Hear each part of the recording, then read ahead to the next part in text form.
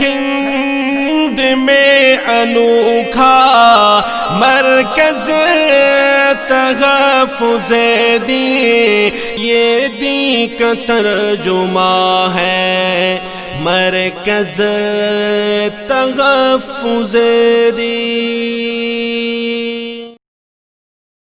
بہت محنتیں ہوئی ان مدارس دینیہ نے، اتنی بڑی بڑی یعنی جو ہے بچوں کے ذریعے سے آپ کے گھروں تک کے ترغیب کے طور پر پہنچایا۔ اس کے باوجود یہ حال ہے کہ آج یہ قوم کسی کا قرآن خوانی کا موقع ہوتا ہے، اس وقت اس کے گھر میں یا اس کے مسجد میں یا اس کے محلے میں جا کر آپ پوچھئے، آپ خود جائزہ لیجئے۔ یہاں بات نکل گئی تو میں آپ سے عرض کروں، پرانے زمانے کا ایک رواج ہے قرآن خوانی کے اوپر، جو قرآن پڑھتے تو ان کو بھی یعنی جو ہے بٹھانے کے واسطے کچھ نہ کچھ لالچ دیتے، ایسا محسوس ہوتا ہے کہ ہدیہ دیتے ان کو کھانے کے لیے بیچاروں کے۔ اب وہ اس زمانے میں غریب لوگ ہوں گے، کچھ ملتا نہیں تھا، تو انہوں نے کوشش کی، ماشاءاللہ کیا کرتے تھے، مرمرے لا لیے، پھٹانے لا لیے، کیلے کٹ کر کے اس کے اندر مکس کر دیے اور ایک ڈش بنا دیے، اور وہ ڈش جو ہے اب قرآن ختم ہوا تو جو ہے دعا ہو گئی تو اس کے بعد یعنی جو ہے گڑ پھٹانے جیسے تقسیم کیے جا رہے ہیں۔ ارے اللہ کے بندو، جو مرحوم ہے اس کو جو ہے مرمرے اور جو ہے پھٹانے کئی کو پہنچا رہے، اللہ نے تیرے کو دیا ہے تو پیڑے رکھتا تھا، جلیبی رکھتا تھا، کوئی بہت بڑی اچھی چیز رکھتا تھا، یہ بھی تو کھلا سکتے۔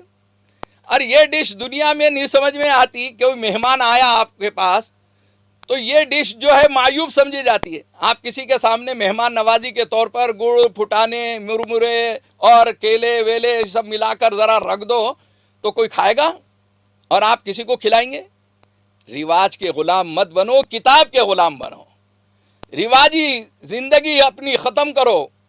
آپ قرآن پاک، یہ مجبوری تھی اس زمانے کے اندر کہ قرآن پڑھنے والے نہیں تھے، اس لیے محلے کے لوگوں کو، مصلیوں کو جمع کر کے ایصال ثواب کیا کرتے تھے۔ بھائی آپ کے والد کا انتقال ہوا، آپ کے دادا کا انتقال ہوا، آپ کے چچا کا انتقال ہوا، گھر کے سب لوگ رو رہے ہیں، لیکن سب لوگ جو ہے قرآن کیوں نہیں پڑھ رہے ہیں؟ آئیے میں آپ کو بتلاؤں، جس گھرانے کے اندر اللہ تعالیٰ علم دیتا ہے، جس گھرانے کے اندر اللہ تعالیٰ حافظ قرآن دیتا ہے، جس گھرانے کے اندر اللہ تعالیٰ اس زمانے کے اندر کئی یعنی جو ہے قرآن کے پڑھنے والوں کو دیتا ہے، ان کے مرحومین کتنے خوش نصیب ہیں، اندازہ لگائیے۔ میں بہت سارے لوگوں کے واقعات سنا سکتا، لیکن میری والدہ محترمہ کا انتقال ہوا، میرے والد کا انتقال ہوا، میرے گھر میں الحمدللہ 15 سے 17 حفاظ کرام ہیں، میرے گھر کے اندر میرے خاندان میں کئی علماء اور کئی مفتیان اکرام ہیں، میرے گھر کی خواتین کئی بہویں میری جو ہے وہ جو ہے عالمہ ہے اور مفتیہ ہے۔ الحمدللہ اللہ کا فضل ہے، تحدیث بن نعمت کے طور پہ کہتا ہوں میں آپ کو کہ آپ کو یقین آئے یا نہ آئے، ایک دن کے اندر جو ہے 30 قرآن پاک ختم کیے گئے، ایک دن کے اندر 30 قرآن پاک، ایک مہینے کے اندر 100 قرآن پاک پڑھ کر بخشے گئے۔ کتنے خوش نصیب ہے وہ۔